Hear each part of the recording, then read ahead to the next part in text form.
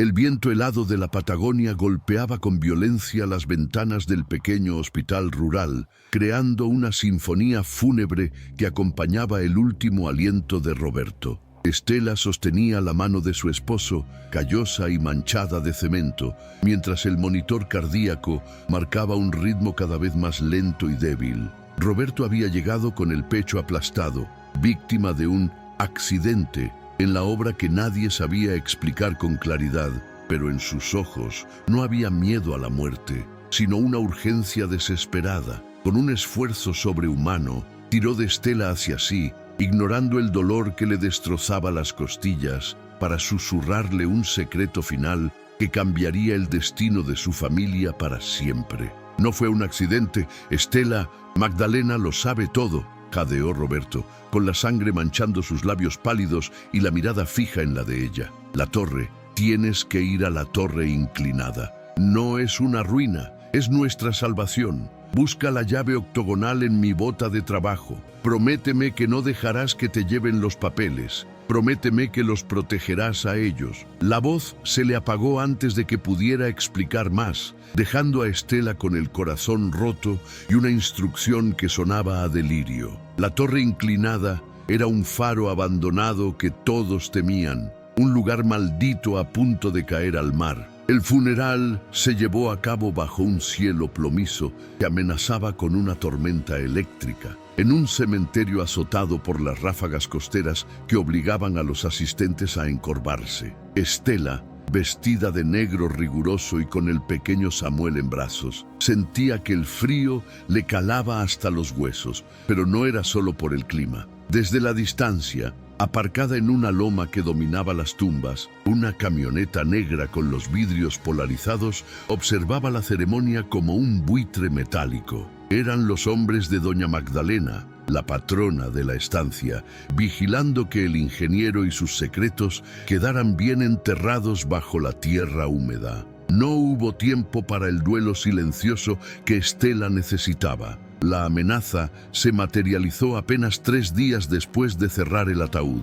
2 hombres armados, vestidos con trajes que no encajaban con la rusticidad del campo, golpearon la puerta de su casa con una autoridad que no admitía demoras. Eran los seguros de la hacienda, matones con licencia que doña Magdalena utilizaba para mantener el orden en sus vastas tierras. Entraron sin pedir permiso, mirando con desprecio los muebles sencillos y a los niños asustados que se escondían tras las faldas de su madre, dejando claro que allí no había ley que valiera más que la de la patrona. La señora Magdalena le envía sus condolencias y este aviso de desalojo, dijo el más alto de los dos, lanzando un sobre la mesa de la cocina. Esta casa es para empleados activos y su marido ya no trabaja para nosotros. Tiene 24 horas para sacar sus cosas, pero la crueldad no terminó ahí. El hombre se inclinó hacia Estela, invadiendo su espacio personal con un olor a tabaco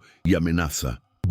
Y más le vale entregar los documentos que Roberto se robó de la oficina principal. Si no aparecen, quizás tengamos que llevarnos al muchacho como garantía hasta que usted recuerde dónde están. Estela sintió que el pánico le cerraba la garganta, mirando a Mateo, su hijo de 14 años, que apretaba los puños con impotencia en un rincón. Sabía que no era una amenaza vacía. En esas tierras aisladas, la gente desaparecía y los accidentes ocurrían con demasiada frecuencia. Esa misma tarde, desesperada y sin tener a dónde ir, Estela fue convocada a la casa grande de la estancia. Doña Magdalena la recibió en su despacho, una mujer de elegancia fría y ojos de hielo, que le ofreció una solución que parecía más un insulto final que una ayuda humanitaria para una viuda desamparada. No soy un monstruo, Estela. No voy a dejarte en la calle con 3 niños, dijo la patrona, deslizando una llave extraña de forma octogonal y una escritura vieja sobre el escritorio de caoba. Como pago final por los años de servicio de Roberto, te cedo la propiedad de la vieja torre del vigía. Es una ruina que se está cayendo, lo sé, pero tiene techo y está lejos de aquí. Tómala y desaparece de mi vista, y tal vez olvide la deuda que tu marido dejó pendiente. Era una trampa y una burla. Le estaba dando un edificio condenado, un lugar que los pescadores juraban que estaba embrujado y estructuralmente podrido. Sin embargo, al tocar la llave fría y pesada, Estela recordó las últimas palabras de Roberto en el hospital. No es una ruina, es nuestra salvación. Aceptó el trato con la cabeza baja, fingiendo sumisión y gratitud, mientras su mente trabajaba a toda velocidad, trazando un plan de escape. Salió de la mansión con la escritura en la mano, sintiendo la mirada de Magdalena clavada en su espalda como un cuchillo. Sabía que la patrona esperaba que la torre se derrumbara sobre ellos o que el aislamiento los matara de hambre, pero no tenía otra opción. Esa noche, la huida hacia lo desconocido comenzaría. Al regresar a casa, Estela comenzó a empacar frenéticamente, seleccionando solo lo indispensable para sobrevivir: ropa de abrigo, medicinas, linternas y la poca comida que tenían. Mateo la miraba con incredulidad, cuestionando la cordura de su madre por llevarlos a un lugar que todos llamaban la Torre de la Muerte. «Mamá, ese lugar está inclinado. Se va a caer al mar con nosotros adentro», protestó el chico, con la voz quebrada por el miedo. Estela lo agarró por los hombros, mirándolo a los ojos con una intensidad nueva. «Tu padre la preparó para nosotros, Mateo. Tenemos que confiar en él». La caminata nocturna hacia la costa fue un calvario físico y emocional, con el viento patagónico empujándolos hacia atrás como si quisiera impedirles llegar.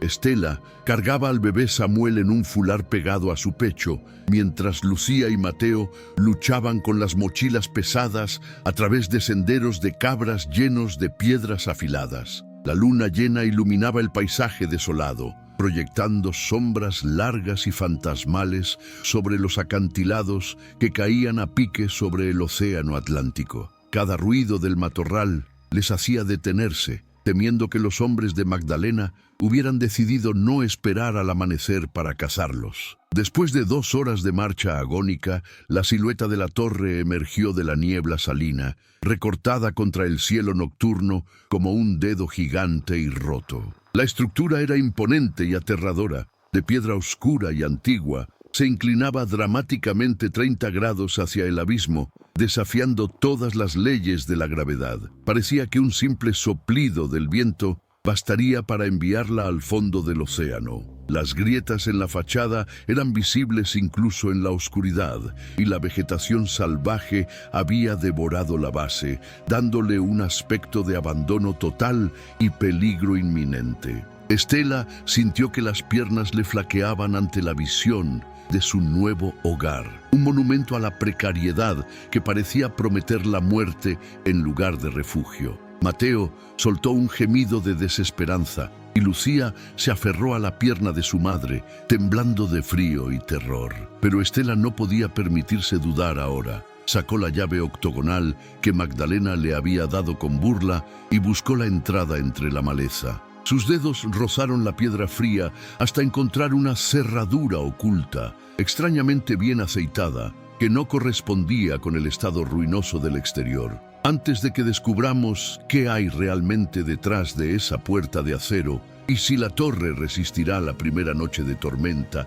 quiero pedirte algo. Si alguna vez has sentido la angustia de tener que proteger a tu familia contra todo pronóstico, o si la injusticia de los poderosos te hierve la sangre, dale like a este video ahora mismo. Tu apoyo ayuda a que estas historias de coraje lleguen a más personas. Y si eres nuevo por aquí, suscríbete al canal Relatos Ocultos y activa la campanita. Aquí traemos las historias que nadie se atreve a contar, donde lo que parece una tumba puede ser en realidad una fortaleza. Prepárate, porque lo que Estela está a punto de encontrar dentro de esa torre cambiará todo lo que crees saber sobre la supervivencia. Estela introdujo la llave en la ranura y la giró con un chasquido metálico que resonó en el silencio de la noche costera. No hubo chirridos de óxido. La puerta de piedra falsa se deslizó suavemente hacia adentro, revelando una segunda puerta de acero reforzado. Al empujarla, una luz tenue y automática se encendió en el interior, revelando no escombros ni ratas, sino un espacio limpio y ordenado. Pero antes de que pudieran dar un paso hacia la salvación, un sonido de motor se escuchó en el camino que acababan de dejar atrás. Luces de faros cortaron la oscuridad de la colina. No estaban solos. El sonido del motor del vehículo se acercaba como un depredador metálico rugiendo en la oscuridad, obligando a Estela a reaccionar con un pánico instintivo y feroz. Empujó a Mateo y a Lucía hacia el interior de la torre con una fuerza que casi los hizo tropezar, protegiendo la cabeza del bebé Samuel contra su pecho mientras se lanzaba tras ellos. Agarró la manija fría de la puerta interior de acero y tiró de ella con todo el peso de su cuerpo, luchando contra la inercia y el miedo a ser vista. El mecanismo, aceitado a la perfección por manos que ya no existían, respondió dócilmente, y la pesada barrera de metal se cerró con un chasquido sordo y hermético, sellando el mundo exterior y sus peligros apenas segundos antes de que los faros barrieran la entrada. Estela se quedó pegada a la puerta fría, con la respiración entrecortada y el corazón golpeando contra sus costillas como un pájaro atrapado, escuchando con una atención dolorosa. Afuera, el vehículo se detuvo sobre la grava del camino costero y pudo oír voces masculinas amortiguadas por el viento y el grosor de los muros de piedra. Eran los hombres de Magdalena, discutiendo si valía la pena bajar por el sendero lleno de maleza para revisar la ruina. «Nadie puede vivir ahí. Esa cosa se va a caer con la próxima marea alta», dijo una voz grave que Estela reconoció como la del jefe de seguridad. Hubo un silencio tenso, seguido por el sonido de puertas cerrándose y el motor alejándose lentamente, perdiendo interés en el edificio condenado. Solo cuando el silencio regresó a la noche, roto únicamente por el silbido del viento contra la piedra, Estela se permitió exhalar y girarse para examinar el lugar donde habían entrado. Lo que vieron sus ojos la dejó momentáneamente sin aliento, desafiando toda la lógica de lo que había visto desde afuera. El interior de la torre no era una cáscara vacía y podrida, era una obra maestra de ingeniería oculta, un exoesqueleto de vigas de acero y titanio que reforzaba la piedra antigua desde adentro. Roberto no había estado reparando grietas cosméticas, había construido una jaula de Faraday y un búnker estructural dentro del cadáver del faro, utilizando la fachada de ruina como el mejor camuflaje posible. La iluminación provenía de tiras de luces LED de bajo consumo, empotradas en el suelo y en las vigas, alimentadas por un banco de baterías silencioso que zumbaba suavemente en un rincón. La temperatura interior era agradable y seca, un contraste brutal con la humedad salina y el frío cortante de la costa patagónica. No había corrientes de aire, ni olor a moho, olía a limpio, a metal y a hogar seguro. Lucía, que había estado temblando de miedo hacía un momento, se quitó el gorro de lana y miró hacia arriba con la boca abierta, maravillada por la espiral de escaleras metálicas que subía hacia la oscuridad de los pisos superiores, desafiando la inclinación vertiginosa del edificio. Mateo, todavía con la mochila al hombro, caminó lentamente hacia una de las paredes curvas, pasando la mano por el acero frío de los refuerzos estructurales. Su escepticismo adolescente se estaba desmoronando ante la evidencia física del genio y la paranoia de su padre. «Mamá, esto no se hizo en un fin de semana», murmuró, comprendiendo por primera vez el significado de las horas extras y los viajes de fin de semana que Roberto había hecho durante años. Su padre no los estaba abandonando por el trabajo, estaba construyendo un arca para el diluvio que sabía que vendría. La torre estaba inclinada, sí, pero por dentro era más sólida que la mansión de la patrona. Sin embargo, la inclinación de 30 grados de la estructura exterior creaba una sensación visual desconcertante que afectaba el equilibrio. Roberto, previendo esto, había nivelado el suelo de la planta baja mediante un sistema de plataformas escalonadas de madera pulida, corrigiendo el ángulo para que fuera habitable. Aún así, las paredes parecían caerse sobre ellos, creando una ilusión óptica de inestabilidad constante que mantendría a cualquier intruso nervioso y desorientado. Estela tuvo que sentarse en un banco de madera atornillado al suelo para calmar el mareo inicial, acunando a Samuel, que finalmente se había quedado dormido, ajeno a la huida y al milagro arquitectónico que los rodeaba. El agotamiento físico comenzó a pasar factura a los niños ahora que la adrenalina del miedo se disipaba. Lucía se dejó caer sobre una alfombra gruesa en el centro de la sala, quejándose de hambre y sed.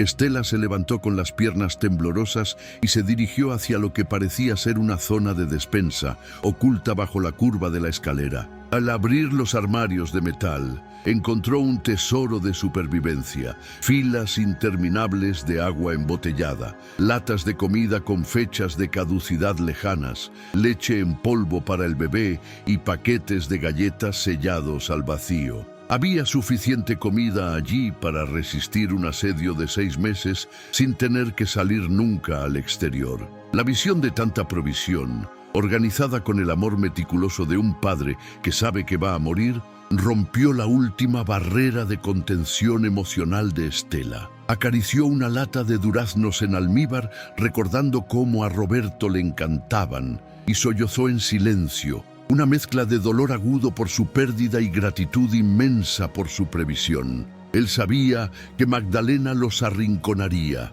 sabía que les cortaría los suministros y el acceso al pueblo, y se había asegurado de que el hambre no fuera el arma que los derrotara. No solo les había dejado un techo, les había dejado tiempo, el recurso más valioso de todos. «Miren esto», llamó Mateo desde el otro lado de la habitación, su voz teñida de asombro y respeto. Había encontrado un panel de control en la pared, con interruptores etiquetados con la letra clara de Roberto: generador eólico, paneles solares, cisterna de agua, cámaras perimetrales. Encendió el último interruptor y una pequeña pantalla de monitor cobró vida, mostrando imágenes en blanco y negro del exterior de la torre. Podían ver el camino de acceso, el acantilado y la entrada oculta, todo vigilado por cámaras minúsculas escondidas en las rocas. Desde dentro de su fortaleza inclinada podían ver al enemigo sin ser vistos, convirtiendo la torre ciega en un ojo vigilante.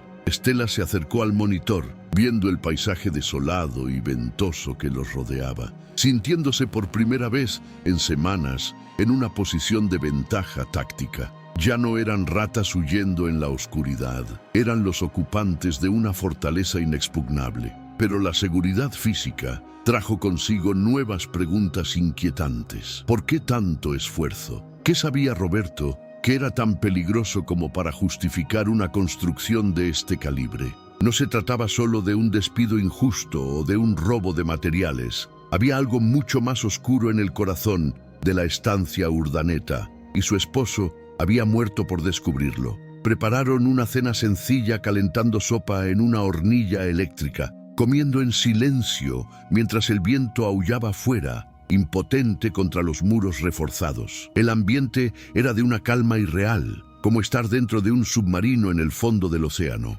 Lucía preguntó si papá vendría más tarde, y Estela tuvo que tragar grueso antes de explicarle, una vez más, que papá ya estaba allí, en cada tornillo y en cada lata de comida, cuidándolos desde el silencio de las paredes. La torre no era solo un edificio, era el cuerpo extendido de Roberto, abrazando a su familia desde el más allá. Después de comer, Estela acomodó a los niños en los colchones que encontraron apilados en un rincón, cubriéndolos con mantas térmicas de alta calidad. Se quedó vigilando el monitor de seguridad, incapaz de dormir, con la mente repasando cada detalle de las últimas 24 horas. La llave octogonal, la escritura, la amenaza de Magdalena. Sabía que la patrona no se detendría. Cuando se diera cuenta de que no habían huido del pueblo, vendría a buscarlos. Y cuando viera que la torre no era una ruina, el asedio comenzaría de verdad. Tenían comida y agua,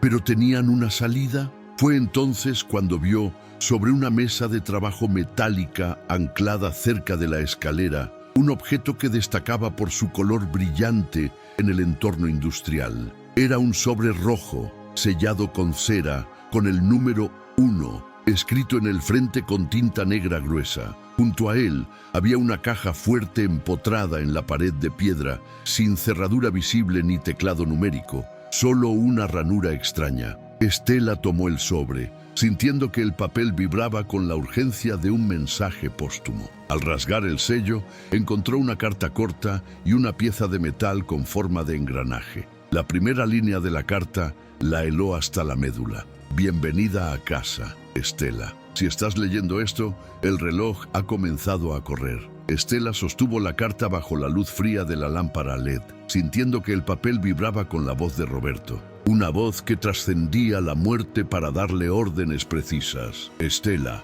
si tienes esto en tus manos, significa que Magdalena ha cumplido su amenaza y yo ya no estoy para protegerte físicamente. Comenzaba el texto con una caligrafía firme. Pero no tengas miedo. Esta torre no es una tumba, es una bóveda de tiempo. He programado una denuncia federal anónima que se enviará automáticamente a la Fiscalía en Buenos Aires dentro de exactamente 30 días. Ese es el tiempo que necesitas resistir aquí dentro. 30 días, Estela, no salgas, no negocies, no abras la puerta a nadie. La revelación de que su muerte no había sido un accidente, sino un asesinato calculado para silenciar una denuncia, golpeó a Estela con la fuerza de una ola helada, transformando su duelo en una rabia cristalina. Roberto no había caído de un andamio por un descuido. Lo habían empujado porque había descubierto los crímenes financieros y humanos de la estancia Urdaneta. Él sabía que su vida tenía un precio y había usado sus últimos meses para construir este refugio, calculando el tiempo exacto que su familia necesitaría para sobrevivir hasta que llegara la caballería legal. No era un suicidio, era una jugada de ajedrez a largo plazo, donde él era el sacrificio necesario para ganar la partida. Guardó la carta en su bolsillo como si fuera un talismán sagrado y miró a sus hijos, que dormían o descansaban en la sala segura de la planta baja. Mateo, con los ojos abiertos y fijos en el techo de acero, parecía procesar la magnitud de la fortaleza que los rodeaba, entendiendo que su padre no era el simple obrero que todos creían. El papá sabía que esto pasaría, susurró el chico, no como una pregunta, sino como una afirmación de respeto. Estela asintió, secándose una lágrima solitaria. Sí, hijo, y nos dejó instrucciones para sobrevivir. Ahora tú y yo somos los capitanes de este barco de piedra. Nadie entra y nadie sale. Decidieron explorar los niveles superiores de la torre, subiendo por la escalera de caracol metálica que desafiaba la inclinación vertiginosa del edificio exterior. La experiencia de subir era desorientadora. Mientras sus pies pisaban escalones perfectamente nivelados, sus ojos veían las paredes de piedra antigua inclinarse peligrosamente hacia un lado, creando un conflicto sensorial que provocaba vértigo. Era como caminar dentro de una ilusión óptica, diseñada por un arquitecto loco, pero cada soldadura y cada viga de refuerzo gritaba solidez. Roberto había domado la gravedad, obligando a la ruina a mantenerse en pie mediante pura fuerza de ingeniería y voluntad protectora. El segundo piso estaba dedicado al descanso, un espacio que Roberto había diseñado con una ternura que contrastaba con el acero industrial de la estructura. Había literas empotradas en las paredes curvas, atornilladas al chasis de metal para que la inclinación no afectara el sueño. Cada cama tenía una pequeña lámpara de lectura y, para sorpresa dolorosa de Estela, fotos familiares pegadas en los techos de las literas. Eran imágenes que ella pensaba perdidas o olvidadas. Cumpleaños, días de pesca, momentos simples de felicidad que Roberto había robado y guardado allí, sabiendo que él no estaría presente para ver a sus hijos crecer en esas camas. Lucía corrió hacia una de las literas y encontró un peluche viejo que había desaparecido hacía un año, sentado sobre la almohada como un guardián de felpa. Lo encontró. Papá encontró al señor oso, gritó la niña, abrazando el juguete con una alegría que rompió la tensión del ambiente. Estela tuvo que apoyarse en el marco de la puerta para no derrumbarse. Roberto había planeado cada detalle emocional, asegurándose de que los niños sintieran su amor incluso en medio del asedio. No era solo un búnker de supervivencia física, era un refugio emocional diseñado para mitigar el trauma de su ausencia. Continuaron subiendo hacia el tercer y último nivel, el antiguo mirador del faro, ahora convertido en el centro de mando de la fortaleza. La habitación estaba rodeada de vidrio reforzado de grado balístico, ofreciendo una visión de 360 grados del territorio hostil que los rodeaba. Desde esa altura, la inclinación de la torre se sentía más pronunciada, como si estuvieran suspendidos sobre el abismo del océano que rugía 30 metros más abajo. La tormenta exterior golpeaba los cristales con furia, pero dentro el silencio era absoluto, roto solo por el zumbido de los equipos de comunicación que Roberto había instalado. Estela se acercó al vidrio, mirando hacia la tierra firme, hacia la inmensidad oscura de la estancia Urdaneta.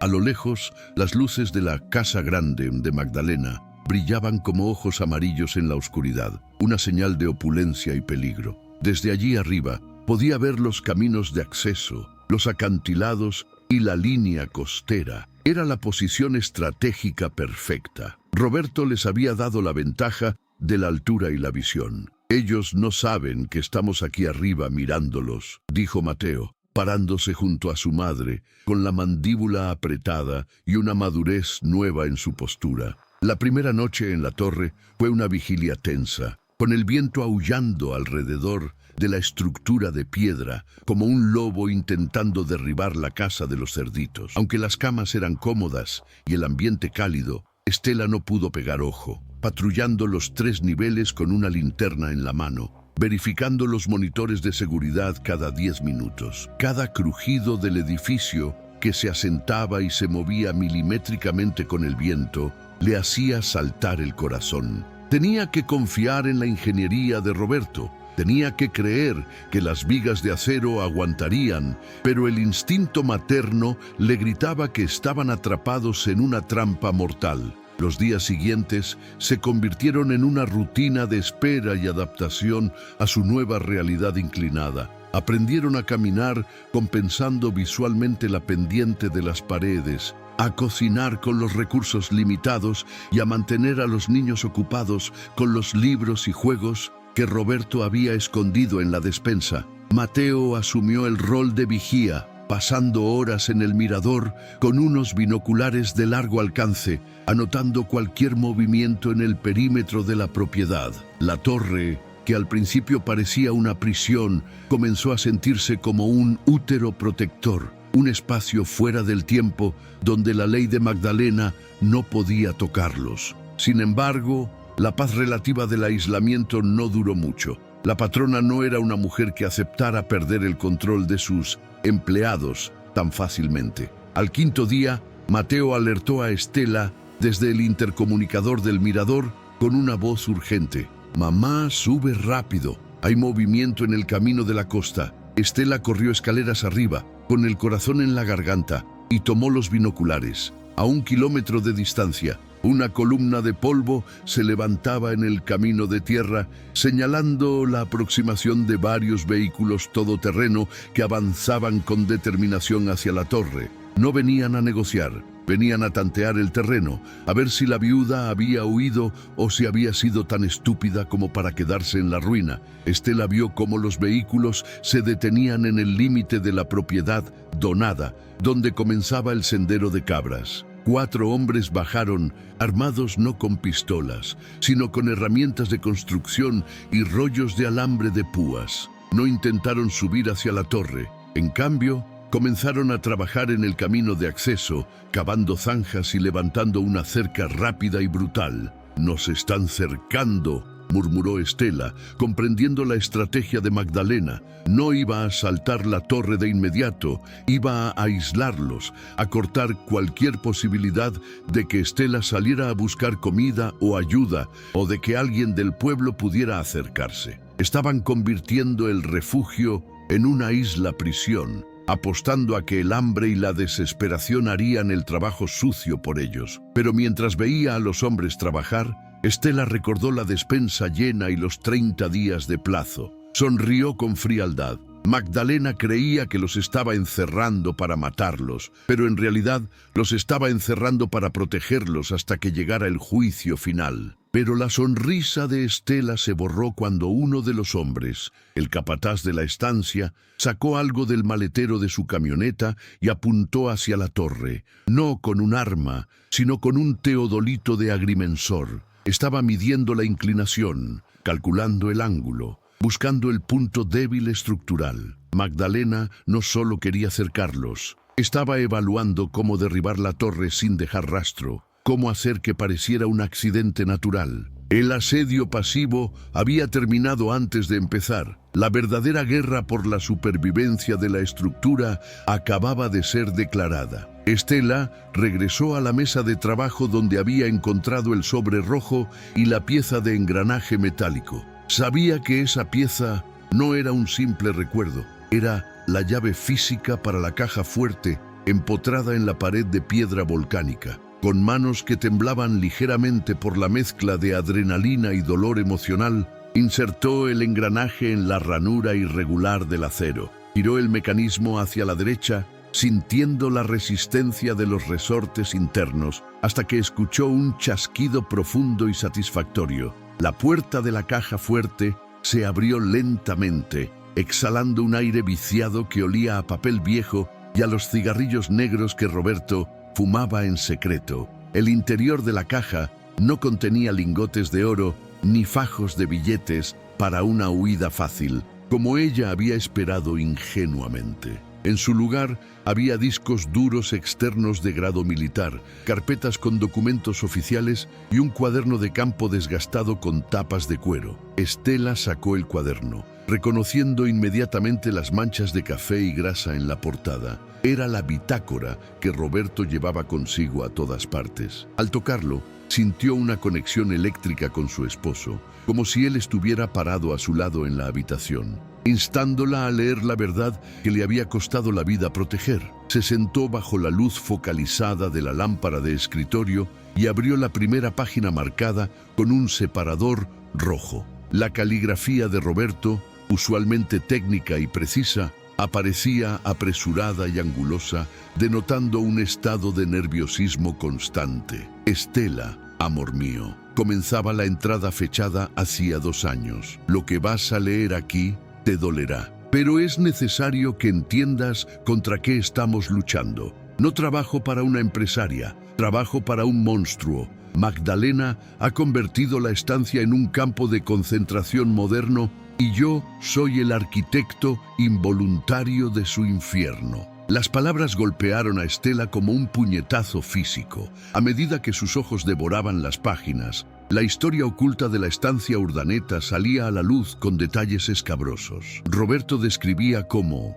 bajo la excusa de construir alojamientos para trabajadores temporales, Magdalena le había obligado a diseñar barracones sin ventilación ni salidas de emergencia. Allí hacinaba a inmigrantes indocumentados traídos de la frontera norte, reteniéndoles los pasaportes y obligándoles a trabajar en los campos de cosecha en condiciones de esclavitud moderna. Roberto había descubierto la verdad una noche al regresar por herramientas olvidadas, escuchando los llantos de los hombres encerrados y viendo las cadenas en las puertas que él mismo había instalado. La confesión continuaba explicando por qué no había renunciado en ese mismo instante, una duda que siempre había carcomido a Estela. Si me iba, ella contrataría a otro que no haría preguntas y esa gente moriría, escribió. Decidí quedarme para documentarlo todo. Fui un espía en mi propia obra. Roberto había pasado los últimos 24 meses recopilando pruebas fotográficas de los abusos, copiando libros de contabilidad que demostraban el lavado de dinero y grabando conversaciones incriminatorias con un micrófono oculto en su casco. Había jugado el papel del capataz leal y estúpido, soportando los insultos de Magdalena y el desprecio de los peones, tragándose su orgullo para armar un caso judicial irrefutable. Pero el juego de doble agente era peligroso y desgastante, una bomba de tiempo psicológica. Roberto narraba en el diario cómo la policía local estaba totalmente comprada por la familia Urdaneta. El comisario del pueblo cenaba cada domingo en la mansión de la patrona, recibiendo sobres abultados para beneficencia. Acudir a las autoridades locales hubiera sido una sentencia de muerte inmediata para él y para su familia. Necesitaba tiempo para contactar a la Fiscalía Federal en la capital, lejos de los tentáculos de Magdalena. Y necesitaba un lugar seguro donde Estela y los niños pudieran resistir la represalia inevitable cuando la bomba de la verdad estallara finalmente. Por eso elegí la torre inclinada. Explicaba en una página manchada de lágrimas secas que hizo llorar a Estela. Nadie en su sano juicio se acercaría a ella. Magdalena cree que es un pasivo inútil, una ruina que se caerá sola. Es el escondite perfecto a plena vista. Roberto detallaba cómo había pasado sus noches libres, reforzando la estructura interna con acero robado de la obra principal, creando una jaula de Faraday para proteger los equipos electrónicos y un sistema de soporte vital autónomo. La inclinación no era un defecto, era el camuflaje definitivo, la razón por la que nadie sospecharía que dentro había una fortaleza tecnológica. La entrada final del diario, fechada solo una semana antes de su muerte, era la más escalofriante. Ella sospecha. Encontré mi oficina revuelta y faltan copias de los planos. Hoy Magdalena me miró diferente, con esa sonrisa de tiburón que pone antes de despedir a alguien. Sé que mi tiempo se ha acabado, Estela. Van a intentar que parezca un accidente en la obra. Cortarán los frenos de la grúa o soltarán un andamio. No importa. Mi muerte es el detonante que activará el envío de los correos a la fiscalía. Mi sacrificio es el escudo que los protegerá a ustedes. Estela dejó el cuaderno y tomó uno de los discos duros, conectándolo a la computadora portátil que había en la mesa. La pantalla se iluminó con carpetas organizadas meticulosamente.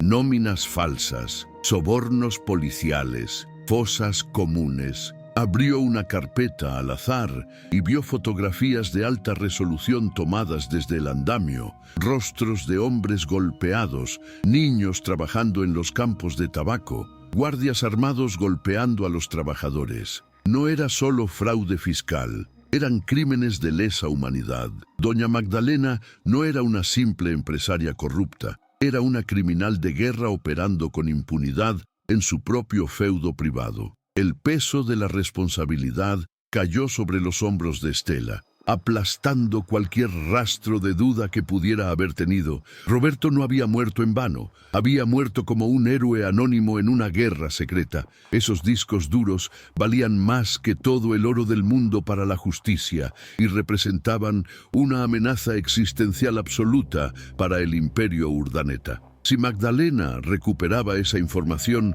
borraría todo rastro y seguiría esclavizando gente por décadas. Estela comprendió que ya no estaba defendiendo solo a su familia, estaba defendiendo la memoria de su esposo y la libertad de cientos de almas invisibles. En el fondo de la caja fuerte, encontró también el documento original de la transferencia de la torre, firmado ante notario por la propia Magdalena. Roberto había anotado al margen: ella cree que me está dando basura para comprar mi silencio o para incriminarme cuando se caiga. Pero legalmente, esta fortaleza es tuya, es inviolable. Si la policía intenta entrar sin orden judicial federal, estarán violando la propiedad privada. Usa esto. La ley es tu escudo hasta que lleguen los federales. Era la ironía suprema. La arrogancia de la patrona le había dado a su enemiga la base legal para resistir el asedio. Estela cerró la caja fuerte y se puso de pie, sintiendo una transformación interna profunda. La viuda asustada que había llegado arrastrándose en la noche había desaparecido. Ahora era la guardiana de la evidencia, la albacea de la voluntad de Roberto. Miró su reflejo en el cristal oscuro de la ventana. Sus ojos brillaban con una determinación fría y letal.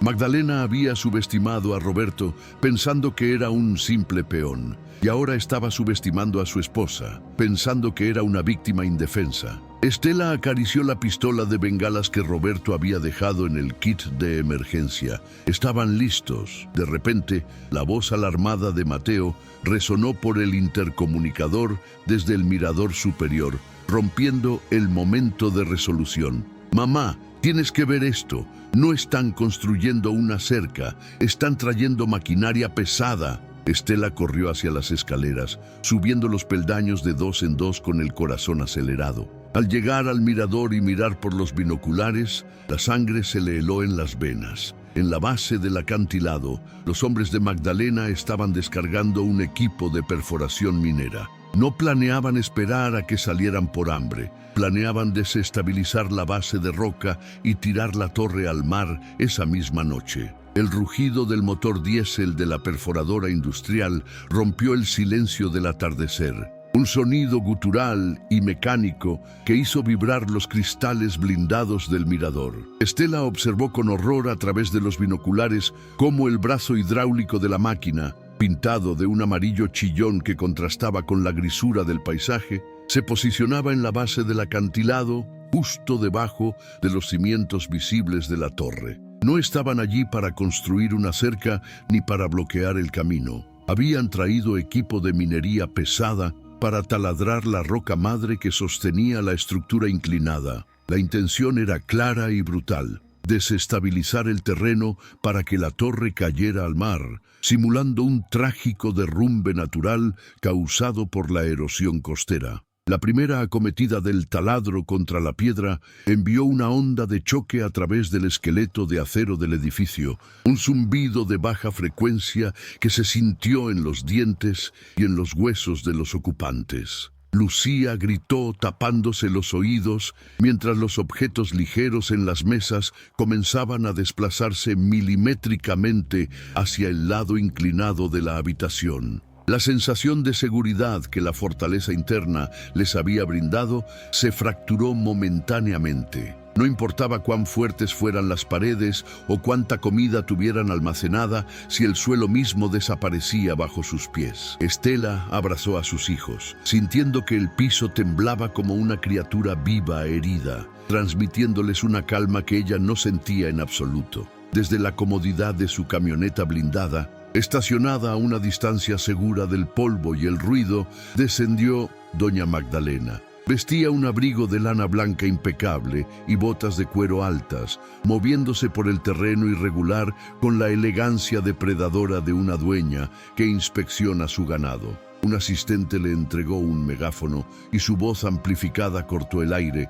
sobreponiéndose al ruido de la maquinaria con un tono metálico y autoritario. «Estela, sé que estás ahí arriba mirando. No seas estúpida. Mujer, esa torre no aguantará las vibraciones. Sal ahora y te prometo que tus hijos dormirán en camas calientes esta noche». La oferta de clemencia era una mentira venenosa, diseñada para quebrar la voluntad de una madre asustada. Pero Estela conocía ahora la verdad escrita en los discos duros. Si salían, serían separados, silenciados y probablemente eliminados para cubrir los rastros de la esclavitud en la estancia. «No escuchen a esa bruja», le dijo a Mateo, quien miraba hacia abajo con los puños apretados y la cara roja de ira. «Ella no quiere salvarnos, quiere los discos. Estamos más seguros aquí adentro mientras tiembla que allá afuera con ella». Sin embargo, la duda roía su estómago. ¿Había calculado Roberto la resistencia de la torre contra un ataque industrial directo? El asedio psicológico se intensificó a medida que caía la noche y los hombres de Magdalena encendían potentes reflectores halógenos, apuntándolos directamente hacia las ventanas del mirador. La luz cegadora impedía que Estela y Mateo pudieran ver lo que ocurría abajo, convirtiendo el interior de la torre en una pecera iluminada y vulnerable. El ruido del taladro era constante, un martilleo rítmico que impedía el descanso y mantenía los nervios a flor de piel. Era una guerra de desgaste sensorial, diseñada para provocar un error, un momento de debilidad o una salida desesperada. Pero Magdalena subestimaba la ingeniería paranoica de Roberto. Estela bajó al panel de control en la planta baja, recordando una nota al margen en el diario sobre sensores sísmicos. Efectivamente, una pequeña pantalla mostraba gráficos de las vibraciones estructurales en tiempo real. Las líneas oscilaban violentamente, pero se mantenían dentro de una zona verde marcada como tolerancia estructural. Roberto había reforzado los cimientos con inyecciones de hormigón polimérico y pilotes de titanio que se anclaban profundamente en el lecho de roca, mucho más abajo de donde el taladro de superficie podía llegar. La torre estaba sufriendo, gemía y crujía, pero no iba a ceder ante un simple equipo de perforación comercial. Sin embargo, el miedo en los ojos de sus hijos era un daño colateral que ninguna viga de acero podía mitigar completamente. El pequeño Samuel lloraba sin consuelo, alterado por el ruido constante y la tensión palpable de su madre. Lucía se había escondido debajo de una de las literas, dibujando frenéticamente monstruos negros que rodeaban una torre torcida. Estela tuvo que improvisar tapones para los oídos con algodón y cera de las velas de emergencia, tratando de crear una burbuja de silencio artificial para ellos. Les preparó chocolate caliente con la leche en polvo, fingiendo que todo era una aventura, un juego de resistencia donde ellos eran los caballeros en el castillo. Mateo, por su parte, no se escondió. Patrullaba los pisos inferiores con un bate de béisbol en la mano, frustrado por su incapacidad para luchar contra el enemigo exterior. Deberíamos salir y pincharles las ruedas, mamá, o tirarles piedras desde el techo, sugirió con la imprudencia de la juventud. Estela lo detuvo, poniéndole una mano en el pecho. No, Mateo, tu padre nos dio este refugio para no tener que pelear en sus términos. Ellos quieren que salgamos, quieren que cometamos un error. Nuestra mayor arma es la paciencia. Deja que gasten su combustible y su tiempo. Nosotros tenemos de sobra. Hacia la madrugada, el ruido del taladro cesó abruptamente, dejando un silencio repentino que zumbaba en los oídos de Estela. Corrió al monitor de las cámaras perimetrales, ajustando el contraste para ver en la oscuridad. Los hombres de Magdalena no se habían rendido, simplemente habían cambiado de táctica. El taladro había hecho su trabajo, abriendo agujeros profundos en la base de piedra alrededor de la torre. Ahora, Estela vio cómo sacaban cajas de madera de la parte trasera de una camioneta, manejándolas con un cuidado extremo que le heló la sangre. No eran herramientas, eran explosivos. La realidad de la situación cambió drásticamente en ese instante. La integridad estructural ya no dependía de la resistencia pasiva. Magdalena había decidido dejar de jugar a la erosión simulada y pasar a la demolición controlada. Planeaban volar los cimientos al amanecer, derrumbando la torre sobre el acantilado y culpando a un deslizamiento catastrófico provocado por la tormenta. Los 30 días de plazo que Roberto había comprado se habían evaporado en cuestión de horas. La cuenta regresiva ya no se medía en semanas, sino en la longitud de una mecha o en la señal de un detonador remoto. Estela sintió el pánico subir por su garganta como bilis ácida, pero lo tragó con fuerza, obligándose a pensar como la esposa de un ingeniero. Roberto tenía que haber previsto esto. Él sabía que Magdalena no tenía escrúpulos. Buscó frenéticamente en el panel de control, leyendo las etiquetas de los interruptores que no había tocado todavía. Supresión de incendios, ventilación de emergencia, sistema de defensa acústica. Sus dedos se detuvieron sobre un botón rojo, protegido por una cubierta de plástico transparente, etiquetado simplemente como Protocolo Puercoespín. No sabía qué hacía, pero sonaba a defensa agresiva. Desde el exterior, la voz de Magdalena volvió a sonar, esta vez sin el megáfono, gritando con una furia histérica que llegaba clara a través de la noche silenciosa. Última oportunidad, Estela. Mis hombres están colocando la dinamita. Tienes 5 minutos para salir con los niños antes de que convierta esa tumba de piedra en polvo. No me obligues a matarlos a todos. La crueldad de la mujer no tenía límites. Estaba dispuesta a ejecutar a una familia entera y dormir tranquila después. Estela miró el reloj en la pared. Eran las 4 de la mañana. La oscuridad era su única aliada. Mateo se acercó a ella, pálido al ver las cargas explosivas en la pantalla. ¿Qué hacemos, mamá? ¿Salimos?, preguntó con la voz temblorosa de un niño que se da cuenta de que va a morir. Estela miró el botón rojo, luego miró a sus hijos y finalmente miró la imagen granulada de los hombres conectando los cables detonadores en la base de su hogar.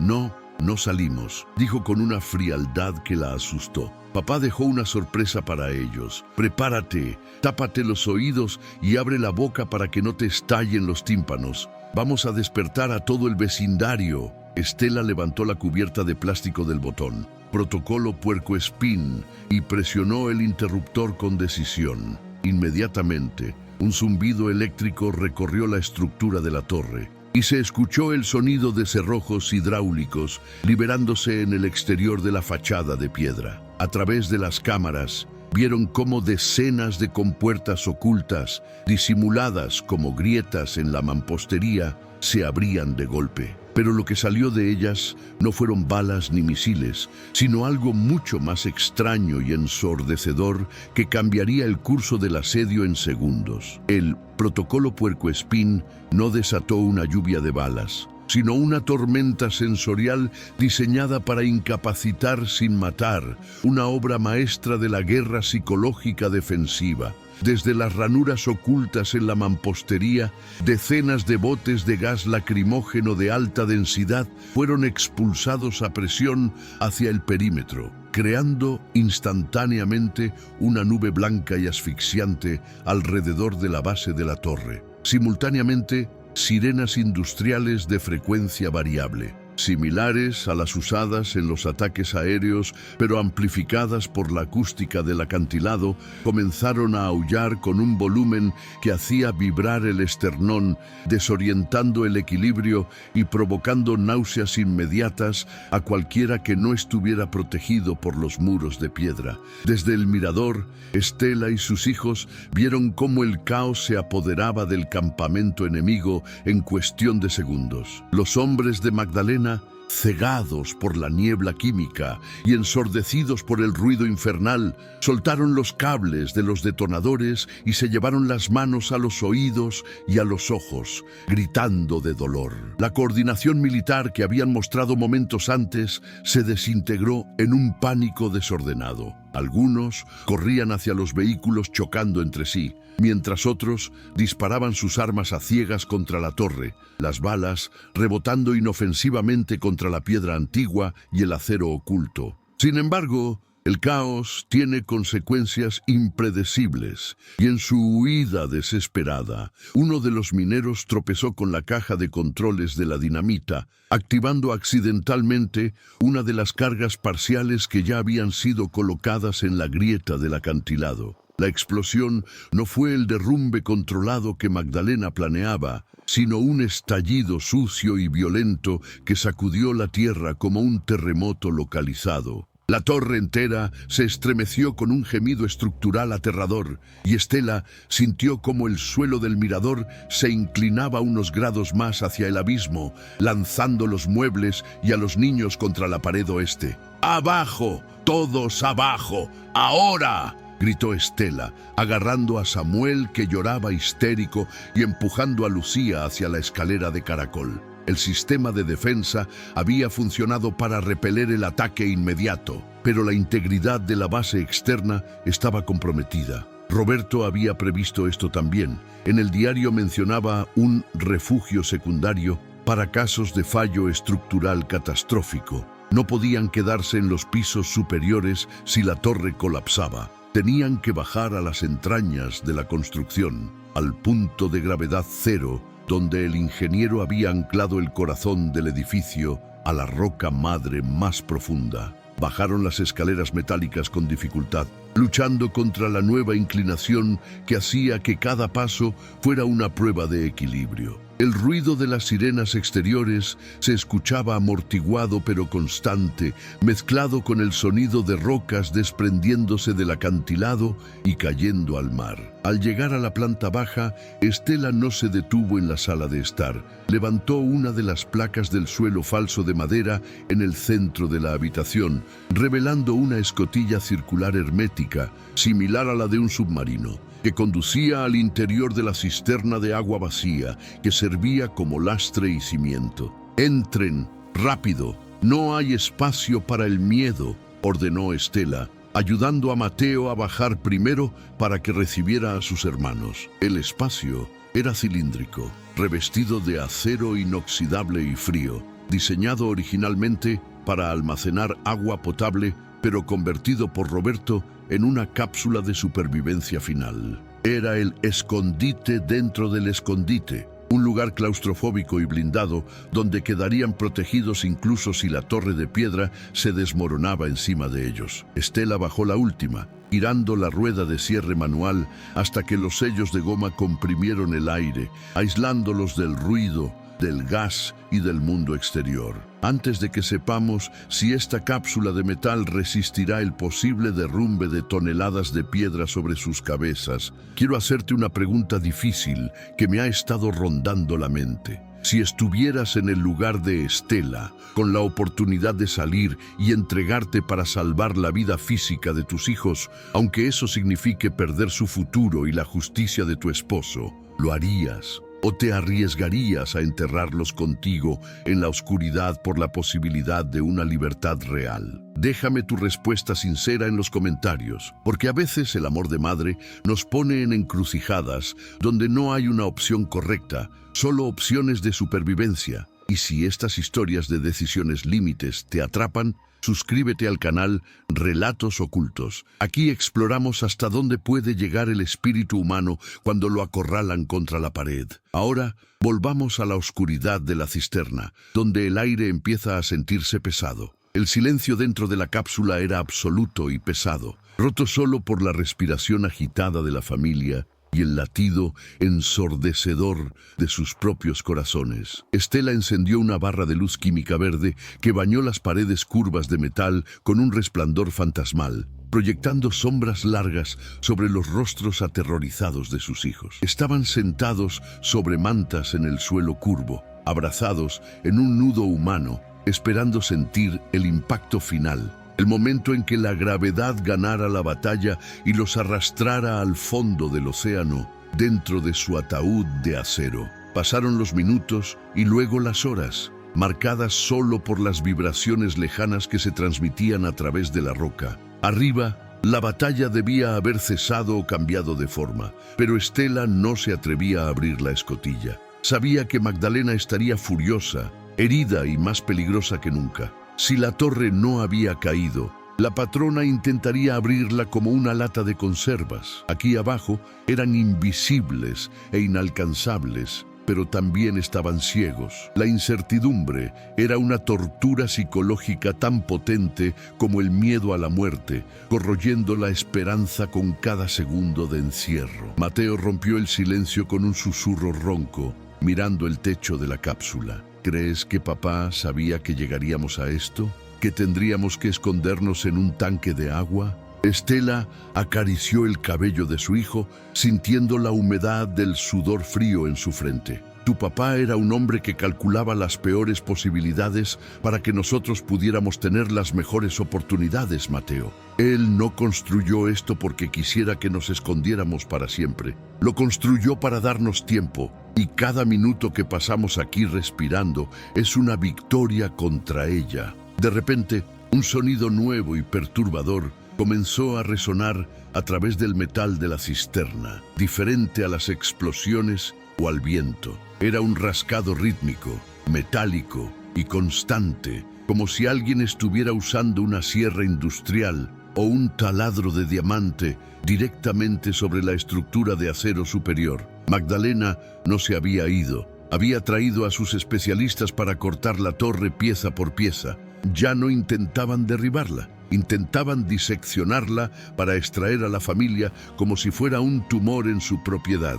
El sonido se intensificó, volviéndose un chirrido agudo que hacía doler los dientes. Lucía se tapó los oídos y comenzó a tararear una canción de cuna para bloquear el ruido, mientras Samuel se removía inquieto en el regazo de Estela. La cápsula, que parecía inexpugnable, ahora se sentía como una trampa. Si lograban perforar el casco exterior o bloquear la ventilación, el refugio se convertiría en una cámara de gas o en una tumba sellada. Estela miró el medidor de oxígeno en la pared. La aguja estaba en la zona verde, pero bajaba imperceptiblemente con cada respiración de los 4 ocupantes. Estela sabía que no podían quedarse allí pasivamente esperando a que los cortaran desde afuera. Tenían que volver a tomar la iniciativa. Tenían que usar la última carta que Roberto había escondido en este nivel profundo. Se levantó y se dirigió a un panel de servicio en la pared trasera de la cisterna,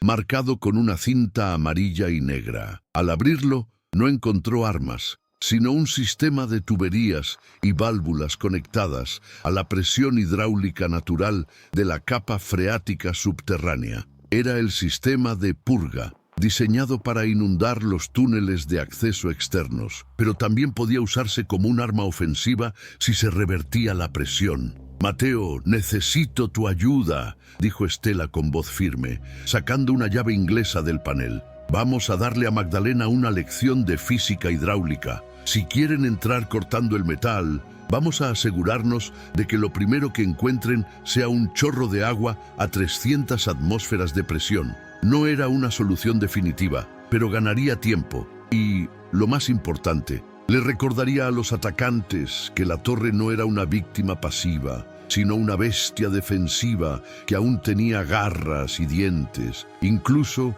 cuando estaba herida y acorralada en la oscuridad. El chirrido del metal cortado se transformó en un silbido agudo cuando la punta incandescente de un soplete perforó finalmente el techo curvo de la cisterna. Una lluvia de chispas naranjas cayó sobre la oscuridad del refugio, iluminando los rostros aterrorizados de los niños como estrellas fugaces de un mal agüero inmediato. El aire dentro de la cápsula se llenó al instante con el olor acre del acero fundido y el ozono, contaminando el escaso oxígeno limpio que les quedaba. Estela cubrió a Samuel con su cuerpo para protegerlo de las quemaduras, sintiendo cómo el calor radiante aumentaba peligrosamente en el espacio confinado. La fortaleza había sido violada. La burbuja de seguridad era ahora una trampa mortal. A través del agujero humeante en el techo, las voces de los hombres de Magdalena se filtraron con una claridad cruel y distorsionada por el eco metálico. «Ya los tenemos. Traigan el gas pimienta. Vamos a ahumar a las ratas para que salgan chillando», gritó uno de los mercenarios, seguido por risas que denotaban una falta total de humanidad. No tenían intención de negociar ni de capturar los ilesos. Disfrutaban de la cacería, tratándolos como alimañas que debían ser exterminadas de la propiedad. La crueldad de sus palabras actuó como un ácido sobre el miedo de Estela, disolviendo la parálisis para dejar al descubierto algo mucho más duro y resistente debajo. Estela miró a sus hijos acurrucados en el suelo mojado de la cisterna. Lucía tosía cubriéndose la boca y los ojos de Mateo estaban desorbitados por el pánico de ver el fuego caer del cielo. En ese instante preciso, la viuda asustada que solo quería esconderse y esperar a los federales murió en la oscuridad. Roberto no había construido todo esto para que murieran como animales en una jaula. Les había dado herramientas, pero la voluntad de usarlas tenía que venir de ella. Se dio cuenta de que la protección pasiva ya no era suficiente. Si querían ver el amanecer, ella tenía que dejar de ser la presa. Se levantó con una calma fría que sorprendió a Mateo. Sus movimientos precisos y cargados de una furia maternal letal. Ya no temblaba. Sus manos agarraron la llave inglesa grande con la firmeza de un guerrero empuñando una espada. «Mateo, escucha bien», susurró con una voz que no admitía réplicas, clavando sus ojos en los de su hijo. Ya no nos vamos a esconder. Ellos quieren entrar, pues vamos a dejarles entrar, pero bajo nuestras propias condiciones. Ayúdame con la válvula maestra de la purga. Vamos a enseñarles lo que pasa cuando se presiona demasiado a esta familia. Madre e hijo se acercaron al panel de tuberías expuesto, donde un manómetro analógico marcaba la presión del agua subterránea acumulada en la base de la torre. La aguja estaba en la zona roja, indicando una fuerza contenida de casi 300 atmósferas, una bomba hidráulica natural esperando ser liberada. Los hombres de arriba no sabían que estaban parados sobre un geyser artificial. Creían que estaban cortando una simple caja de metal vacía. La ignorancia de su enemigo era la única ventaja táctica que les quedaba, y Estela estaba decidida a explotarla con una violencia calculada y definitiva. A la cuenta de 3, giramos la rueda hacia la izquierda con toda nuestra fuerza, instruyó Estela, colocando sus manos sobre la válvula de hierro fría y sudorosa. Arriba, el soplete había completado casi un círculo perfecto en el techo, y el disco de metal estaba a punto de caer, lo que dejaría la entrada libre para que arrojaran granadas o gas. Podía ver las botas de los atacantes a través de la ranura incandescente, moviéndose con impaciencia. El tiempo se había agotado. Era matar o morir, ahogar o ser ahogados. 1, 2, 3... gritó Estela, canalizando toda su rabia en el movimiento. La válvula, agarrotada por años de inactividad, chirrió en protesta, pero la adrenalina combinada de madre e hijo logró vencer la resistencia del óxido. Giraron la rueda 2 vueltas completas, y el sonido que siguió fue similar al de un motor a reacción arrancando dentro de un túnel. La presión liberada no fluyó suavemente. Estalló hacia arriba, a través de las tuberías de purga que rodeaban la escotilla de entrada, convirtiendo el agua subterránea en proyectiles líquidos de alta velocidad. El rugido del agua ahogó instantáneamente los gritos de los hombres y el zumbido del soplete. El efecto en la planta baja de la torre fue devastador e inmediato. El chorro de agua a presión, mezclado con lodo y piedras del fondo, golpeó a los hombres que rodeaban la escotilla con la fuerza de un camión en movimiento. El mercenario que sostenía el soplete fue lanzado hacia atrás como un muñeco de trapo, golpeándose contra las paredes curvas de la sala. El agua inundó el espacio en segundos, creando un torbellino caótico que desorientó a los atacantes, derribándolos y arrastrando sus armas por el suelo resbaladizo. La sorpresa fue total. El suelo que intentaban violar se había levantado para golpearlos. ¡Ahora! ¡Subimos!, ordenó Estela, abriendo la escotilla de la cisterna que ahora estaba despejada de enemigos inmediatos. El agua caía en cascada dentro del refugio, pero ya no importaba mojarse. Estela subió primero por la escalerilla de mano, empapada y furiosa, emergiendo en la sala de estar de la torre como una aparición vengativa surgida de las profundidades. La escena era un caos absoluto. 2 hombres se retorcían en el suelo con huesos rotos por el impacto del agua, y otros 3 intentaban ponerse de pie, cegados por el lodo y tosiendo agua sucia, buscando sus rifles perdidos. Estela no les dio tiempo para recuperarse. Sacó la pistola de bengalas de emergencia de su cinturón, el arma que Roberto había dejado para hacer señales, no para el combate, pero que en las distancias cortas era terriblemente efectiva. Apuntó al techo,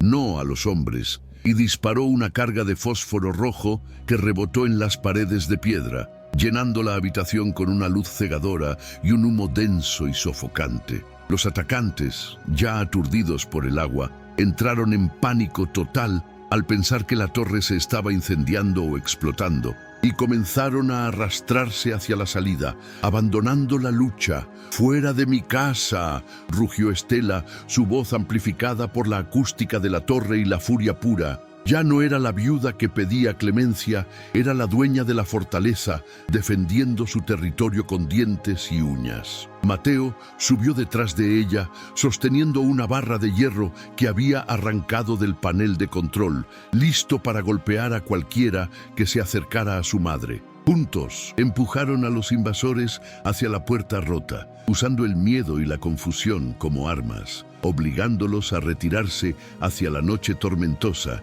y el barro del exterior. Cuando el último de los sicarios huyó tropezando hacia la oscuridad, Estela se detuvo en el umbral de la puerta destrozada, respirando con dificultad, con el agua goteando de su ropa y el cabello pegado a la cara. La torre había resistido, maltratada y llena de humo, pero seguía en pie. Sin embargo, la batalla no había terminado. A través de la lluvia y la luz de los reflectores externos, vio una figura solitaria que no corría, una silueta elegante y blanca que permanecía inmóvil junto a la camioneta blindada, observando el fracaso de sus hombres con una frialdad inquebrantable. Doña Magdalena no se había ido. Estaba parada allí, con su abrigo blanco manchado de barro, mirándola con una mezcla de odio y una nueva valoración de su enemiga. Ya no había intermediarios, ni máquinas, ni abogados entre ellas. El ruido de la batalla se apagó, dejando solo el sonido del viento y las miradas cruzadas de dos mujeres dispuestas a todo. Estela recargó la pistola de bengalas con un movimiento seco de la muñeca y dio un paso hacia afuera, saliendo de la protección de la torre para enfrentar al monstruo cara a cara bajo la lluvia. Estela avanzó bajo la lluvia torrencial, con el barro aferrándose a sus botas como manos de muertos que intentaban detenerla, pero sus pasos eran firmes y decididos. La pistola de bengalas en su mano derecha apuntaba al suelo, pero su dedo descansaba peligrosamente cerca del gatillo, una advertencia silenciosa de que la munición restante no sería desperdiciada en el aire. Frente a ella, a 10 metros de distancia, Doña Magdalena permanecía inmóvil junto a la puerta abierta de su camioneta blindada,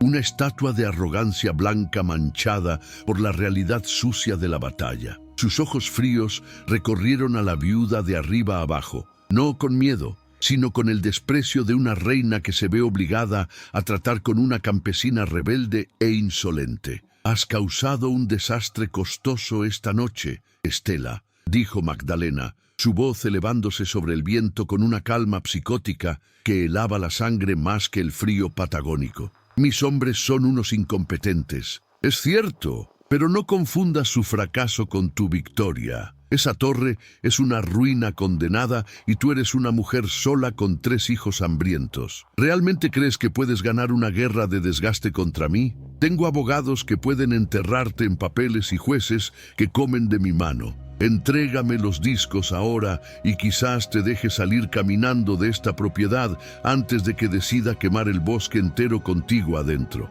Estela se detuvo, manteniendo la distancia de seguridad, sintiendo cómo el agua lavaba el hollín de su cara para revelar una expresión de acero puro. «Tú no tienes nada, Magdalena. Tu dinero no vale nada aquí afuera, en el barro, donde la única ley es la gravedad», respondió con una voz que no temblaba. «Roberto no murió para que yo negociara con su asesina. Él construyó esa torre para darme tiempo, y tú has cometido el error fatal de darme exactamente eso. Has estado tan obsesionada con derribar las paredes que no escuchaste el reloj que estaba corriendo en tu contra desde el momento en que su corazón dejó de latir». La patrona soltó una carcajada breve y cruel, sacando una pistola compacta y plateada del bolsillo de su abrigo de lana, cansada de las palabras, siempre tan dramáticos, «Tú y tu inútil marido. No hay relojes, Estela,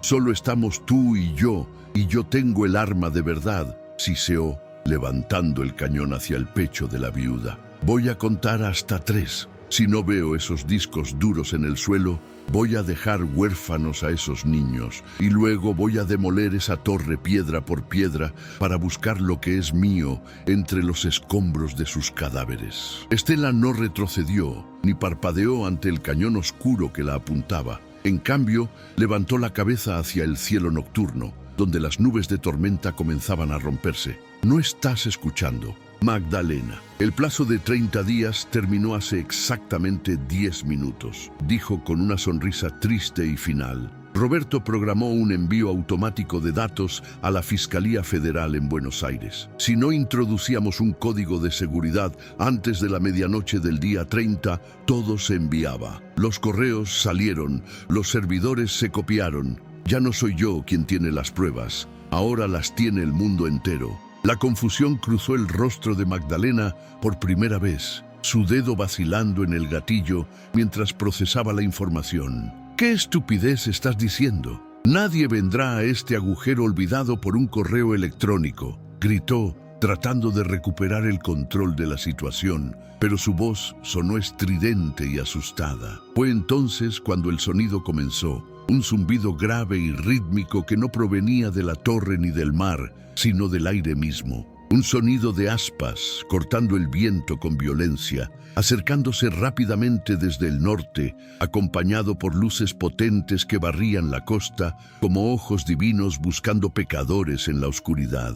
3 helicópteros negros con las insignias de la Policía Federal aparecieron sobre el acantilado, sus reflectores de búsqueda convirtiendo la noche en día y cegando a la villana. El ruido de los rotores era ensordecedor, levantando una tormenta de agua y polvo que obligó a Magdalena a cubrirse la cara y bajar el arma instintivamente. Por el camino de tierra, una caravana de vehículos policiales con sirenas azules rompió el bloqueo que los hombres de la estancia habían levantado, avanzando con la autoridad imparable del Estado federal, interviniendo en un feudo corrupto. El tiempo de la impunidad local había terminado, la caballería había llegado. «Tire el arma, al suelo, ahora», resonó una voz amplificada desde el helicóptero principal, mientras un equipo de tácticas especiales descendía por cuerdas rápidas hacia el perímetro de la torre.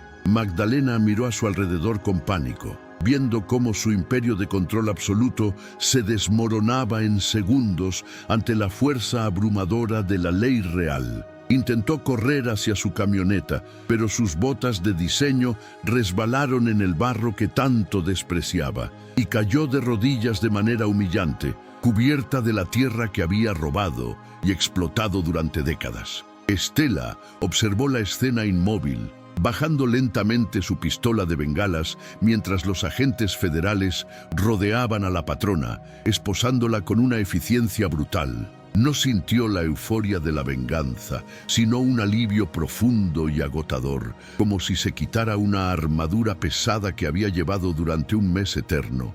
Vio cómo levantaban a Magdalena del suelo, despojada de su dignidad y de su poder, gritando amenazas vacías sobre abogados y contactos políticos que ya no le servirían de nada ante la magnitud de las pruebas digitales que Roberto había liberado al mundo. Un oficial se acercó a Estela con precaución, pero ella levantó las manos abiertas, mostrando que no era una amenaza, sino la víctima que había resistido. «Soy Estela Navarro. Mi esposo es Roberto, el ingeniero que los llamó», dijo con voz ronca, las lágrimas mezclándose finalmente con la lluvia en su rostro. El oficial asintió con respeto, bajando su arma y ofreciéndole una manta térmica. «Lo sabemos, señora. Recibimos el paquete de datos. Su marido nos dio todo: nombres, cuentas, ubicaciones de las fosas. Ha salvado muchas vidas hoy,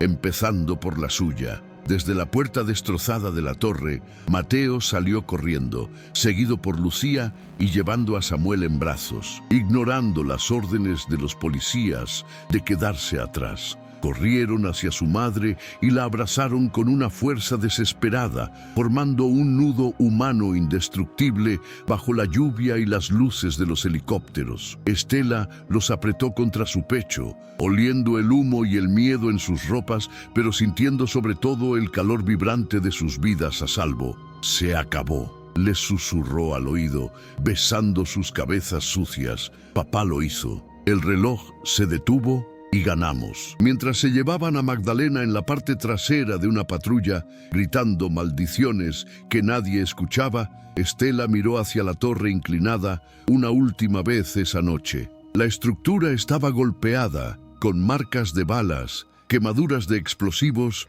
y la puerta arrancada, pero seguía en pie, desafiando al viento y a la gravedad con su inclinación orgullosa. Ya no parecía una ruina aterradora, parecía un gigante herido que había cumplido su juramento de proteger a los inocentes hasta el último segundo. Roberto estaba allí, en cada viga de acero que había aguantado, sonriendo desde el silencio de la piedra. La ambulancia llegó para revisar a los niños, y por primera vez en 30 días, Estela permitió que otros cuidaran de su familia. Se sentó en el estribo del vehículo de emergencia, viendo cómo el amanecer comenzaba a teñir de gris el horizonte del mar, disipando la tormenta. El asedio había terminado. No sabía qué pasaría mañana, ni dónde vivirían mientras reparaban los daños, pero sabía una cosa con certeza absoluta: la familia Navarro no se había roto. Se habían doblado bajo la presión, como la torre, pero no habían caído. Y esa resistencia era la herencia más valiosa que Roberto les había dejado. Los días que siguieron al asedio de la torre fueron un torbellino vertiginoso de flashes de cámaras, declaraciones judiciales y exámenes médicos que Estela enfrentó con una dignidad inquebrantable. La evidencia liberada por el sistema automático de Roberto resultó ser un cataclismo para la red de corrupción regional, exponiendo no solo los crímenes de Magdalena, sino la complicidad de jueces, policías locales y políticos que habían mirado hacia otro lado durante décadas. Estela pasó horas interminables en las oficinas de la Fiscalía Federal, sosteniendo la mano de Mateo, viendo en los noticieros nacionales cómo el imperio de impunidad de la familia Urdaneta era desmantelado ladrillo a ladrillo, sus activos congelados y sus testaferros arrestados en una operación sin precedentes. La prensa bautizó rápidamente a Estela como la guardiana de la torre, celebrando su resistencia épica contra una maquinaria criminal que parecía invencible. La narrativa pública sobre Roberto sufrió una transformación radical y necesaria. Ya no era el ingeniero ladrón que había muerto por negligencia, sino un mártir heroico y brillante que había usado su intelecto para construir una trampa de justicia desde la tumba. Los vecinos del pueblo, que antes cruzaban la calle para evitar a la viuda problemática, ahora la detenían para ofrecerle disculpas y apoyo. Y la vergüenza que sus hijos habían sentido se convirtió en un orgullo blindado. Pero la victoria moral vino acompañada de una restitución material que Estela no esperaba en tal magnitud. Debido a las leyes de protección al denunciante y a las cláusulas de responsabilidad civil, el gobierno confiscó las tierras de la estancia Urdaneta. En una audiencia privada, el fiscal general le informó que, como compensación por la muerte de Roberto y el sufrimiento de la familia, se le otorgaba una indemnización millonaria proveniente de las cuentas suizas incautadas a Magdalena. Cuando Estela vio la cifra en el cheque oficial, sintió vértigo. No era dinero para sobrevivir el mes, era capital suficiente para asegurar el futuro de 3 generaciones. Además de la compensación financiera, el tribunal ratificó la propiedad de la torre inclinada y las 10 hectáreas circundantes, que legalmente ya estaban a su nombre gracias a la broma cruel de la patrona. Lo que Magdalena había entregado como una ruina sin valor para burlarse de ellos, ahora era una propiedad costera de primer nivel, libre de deudas y cargada de historia. Estela decidió allí mismo, frente al juez, que no vendería ni un metro cuadrado de esa tierra. Ese suelo había bebido el sudor de su esposo y las lágrimas de sus hijos. Era tierra sagrada que debía ser preservada. Semanas después, cuando el equipo de ingenieros forenses terminó de revisar la estructura para asegurar que no había más explosivos, Estela regresó a la torre para limpiar los restos de la batalla. En el doble fondo de la caja fuerte del mirador, encontró un último sobre que había pasado desapercibido en la crisis. Contenía pólizas de seguro de vida que Roberto había pagado en secreto durante años, utilizando bancos de otra provincia para no alertar a su jefa. Era dinero limpio, ganado con trabajo honesto, un legado final de responsabilidad paternal que aseguraba que, pasara lo que pasara con el juicio, ellos nunca pasarían hambre. Leer la carta adjunta a las pólizas fue el momento de catarsis final que Estela necesitaba para soltar el peso de la armadura de guerra. Roberto le pedía que no viviera con rencor, que usara los recursos para que los niños estudiaran y fueran libres de la servidumbre que había atado a sus padres. No quiero que sean ricos, Estela, quiero que sean dueños de su propio destino, escribió con su letra clara. Esa noche, sentada en el suelo del mirador reparado, Estela lloró no de tristeza, sino de alivio puro, sintiendo que la misión de supervivencia había terminado y la vida real comenzaba. Con el capital asegurado y el corazón tranquilo, Estela inició el proyecto de reconstrucción de la torre, pero con una visión muy diferente a la de una fortaleza. No contrató a grandes empresas, buscó a los albañiles y artesanos locales que habían sido explotados por la estancia, pagándoles salarios justos y tratándolos con respeto. Se reunió con un arquitecto restaurador para estabilizar la inclinación sin corregirla.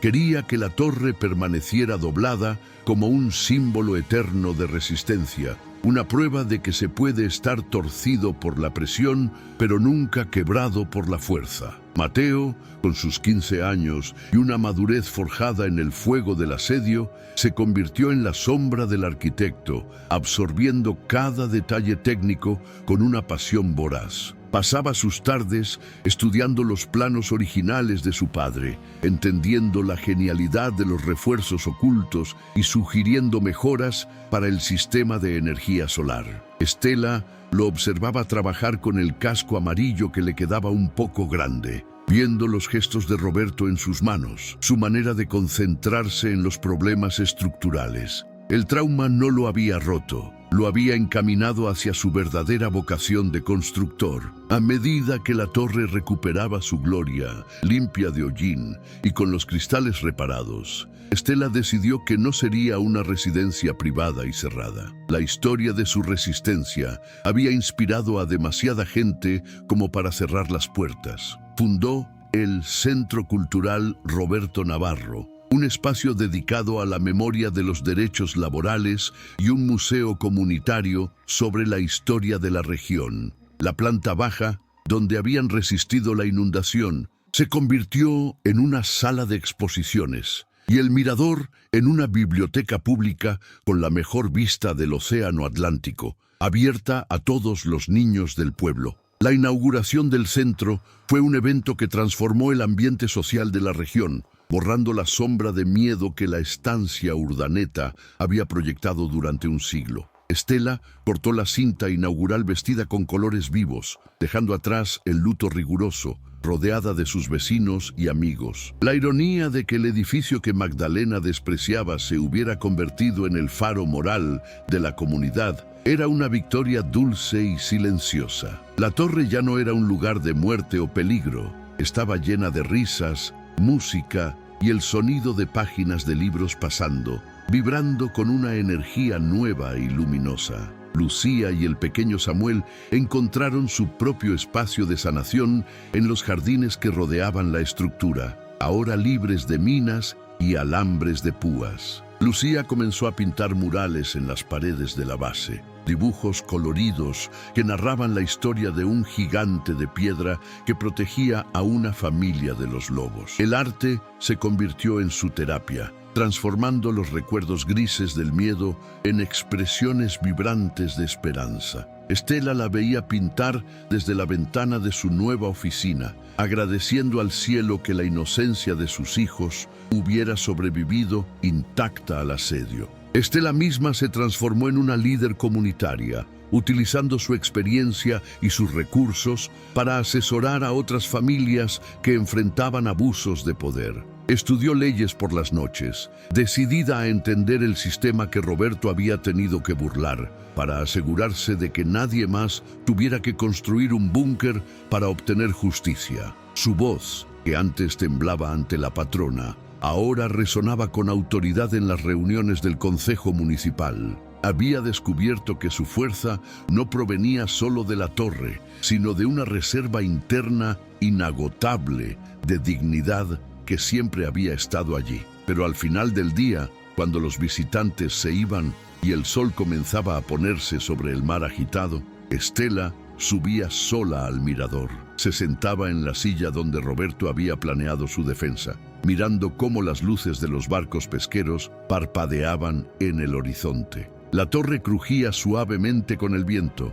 un sonido que ya no le daba miedo, sino que le sonaba como una canción de cuna familiar. Sabía que el pasado estaba sellado y el futuro estaba abierto. La tormenta había pasado, y aunque el mundo seguía girando, su eje personal se había enderezado para siempre. Han pasado 5 años desde la noche en que la maquinaria pesada intentó derribar su mundo, y la torre inclinada sigue allí, desafiando al tiempo y a la gravedad con una terquedad monumental. El edificio, antes temido como una ruina maldita, es ahora el Centro Cultural Roberto Navarro, un faro de memoria y justicia que atrae a visitantes de toda la provincia. El musgo salvaje ha sido reemplazado por jardines cuidados de flora nativa y las grietas estructurales han sido estabilizadas, aunque la inclinación de 30 grados se ha mantenido intacta deliberadamente. Para Estela, esa desviación no es un defecto que deba corregirse, sino la cicatriz de guerra más hermosa del mundo. Un recordatorio físico permanente de que uno puede doblarse bajo la presión extrema sin llegar a quebrarse jamás. Mateo, convertido ahora en un hombre joven de 19 años, ha seguido los pasos de su padre con una devoción que trasciende la simple imitación. Estudia ingeniería civil en la Universidad de la capital, regresando cada fin de semana con planos bajo el brazo y una visión clara de su futuro. No diseña edificios para el lucro o la estética vacía. Diseña refugios, estructuras resilientes para comunidades vulnerables. Verlo caminar por la torre, pasando la mano por las vigas de acero que Roberto soldó en secreto, llena a Estela de un orgullo inmenso. El muchacho, que patrullaba con un bate de béisbol asustado, se ha transformado en un constructor de seguridades reales, llevando el legado técnico de la familia hacia una nueva era. Lucía y el pequeño Samuel también han florecido bajo la sombra protectora de la torre, lejos del miedo que marcó sus primeros años. Lucía, a sus 14 años, es una artista talentosa que llena cuadernos con bocetos del mar y la justicia, mientras que Samuel, que apenas recuerda el asedio, crece con la certeza absoluta de que su padre fue un superhéroe que movía montañas. Estela los observa desde su despacho, donde ahora ejerce como abogada popular tras años de estudio nocturno, defendiendo a otros trabajadores de los abusos de los nuevos terratenientes. La familia Navarro no solo sobrevivió, prosperó, convirtiendo el trauma en un motor inagotable de servicio y creatividad para su comunidad. Sin embargo, hay una noche sagrada en el calendario que Estela reserva exclusivamente para la intimidad de su memoria, el aniversario de la muerte de Roberto. Mientras el centro cultural cierra sus puertas al público y el silencio regresa al acantilado, la familia sube junta al mirador del 3er piso, el mismo lugar donde resistieron el ataque de los gases y las sirenas. El ambiente no es fúnebre ni triste, es solemne y lleno de gratitud. Encienden una vela dentro de una vieja linterna de barco de vidrio grueso, un objeto que Roberto amaba, y la colocan en el centro de la mesa, dejando que la llama pequeña baile contra la oscuridad inmensa del océano Atlántico. Estela se acerca al ventanal blindado, mirando hacia el horizonte donde las estrellas se funden con el mar negro, sintiendo la presencia de la torre alrededor de ella como un abrazo sólido. Piensa en la ironía del destino. Magdalena quería enterrarlos en una ruina, pero les regaló una fortaleza. Quería silenciarlos, pero les dio un megáfono al mundo. Entiende ahora, con una claridad espiritual absoluta, que la herencia de Roberto no fueron los documentos ni el dinero, sino la previsión amorosa. Él no solo construyó paredes de piedra y acero, construyó la confianza en ellos mismos, instalando vigas de coraje en sus columnas vertebrales que ninguna amenaza externa podría derribar. La torre sigue en pie, Roberto, y nosotros también. susurra Estela al vidrio frío, sus palabras empañando levemente la superficie. Hiciste un buen trabajo, ingeniero. Los cimientos aguantaron, el sistema funcionó y la tripulación está a salvo. Ya puedes fichar tu salida y descansar. Es un informe final de obra, una liberación de la guardia eterna que él mantuvo incluso desde el más allá. Estela siente que el peso de la responsabilidad compartida se aligera, como si una mano invisible que había estado sosteniendo el techo junto a ella finalmente se retirara, confiando plenamente en que ella puede sostenerlo sola ahora. De repente, la atmósfera dentro del mirador cambia sutilmente, no con el frío espectral de los fantasmas de cuento, sino con una calidez familiar que huele a tabaco y café recién hecho. El viento exterior parece detener su aullido constante por un momento, creando una burbuja de silencio perfecto suspendida en el tiempo. Estela gira la cabeza lentamente hacia la escalera de caracol, sintiendo esa electricidad en la nuca que conoce tan bien. Allí, en la penumbra de la entrada, una silueta masculina se recorta suavemente contra la luz de las luces de emergencia. No es una sombra aterradora, es una presencia reconfortante y sólida. Roberto está allí, tal como lo recuerda antes del accidente, sin las heridas de la obra, vestido con su ropa de trabajo limpia y el casco bajo el brazo. La mira con una sonrisa tranquila, esa media sonrisa que ponía cuando resolvía un problema matemático complejo o cuando veía a sus hijos dormir. No dice nada, porque todo ya se ha dicho en los diarios y en las acciones, pero su mirada transmite un orgullo infinito. Asiente una sola vez hacia Estela y luego hacia los niños, verificando que la estructura de sus vidas es sólida y estable. Su misión de protección ha concluido con éxito total, con la naturalidad de quien termina su turno y se va a casa. La figura de Roberto comienza a desvanecerse suavemente, no como quien desaparece en la nada, sino como quien se integra en el todo, se funde con las vigas de acero, con los muros de piedra volcánica, con la luz de la linterna y con el aire que respiran. Estela no siente dolor por su partida, sino una paz profunda y definitiva. Sabe que él no se ha ido lejos, simplemente se ha convertido en parte de la torre misma. Él es el cimiento, el muro y el techo, una protección eterna que ya no necesita forma física para existir. Mateo se acerca a su madre y le pasa el brazo por los hombros, un gesto de adulto que sella el cambio de guardia generacional. Vamos, mamá, hace frío y mañana tengo examen de estructuras, dice con suavidad. Estela apaga la linterna, dejando que la luz natural de la luna llene el espacio. Bajan juntos por la escalera de caracol, dejando atrás el mirador vacío pero lleno de memoria. La vida continúa, vibrante y ruidosa, esperando abajo. La noche ya no es un lugar de asedio y miedo, sino un espacio de descanso merecido antes de un nuevo día de trabajo y construcción. Al salir de la torre y mirar hacia atrás desde el camino de grava, Estela ve la silueta inclinada recortada contra el cielo estrellado. Ya no parece un edificio a punto de caer, parece un gigante haciendo una reverencia, o quizás un corredor tomando impulso para avanzar. La Prairie Torre inclinada ha redefinido su significado para siempre. Estela sonríe y se da la vuelta para caminar hacia su hogar, llevando consigo la lección final de su esposo. Una estructura o una persona no necesita estar perfectamente recta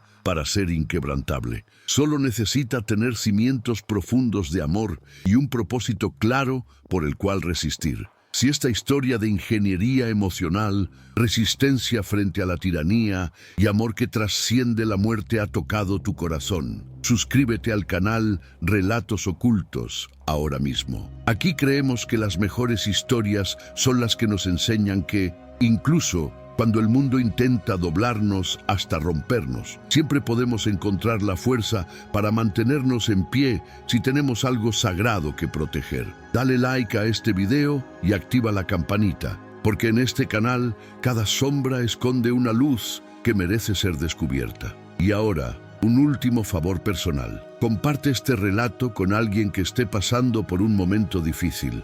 alguien que sienta que sus cimientos están temblando. Recuérdales que estar inclinado no es lo mismo que estar caído. Y déjame un comentario abajo. ¿Qué harías tú si descubrieras que tu pareja te dejó un plan secreto para salvarte la vida? Gracias por acompañarnos en este viaje a través de la tormenta hacia la calma. Nos vemos en la próxima historia.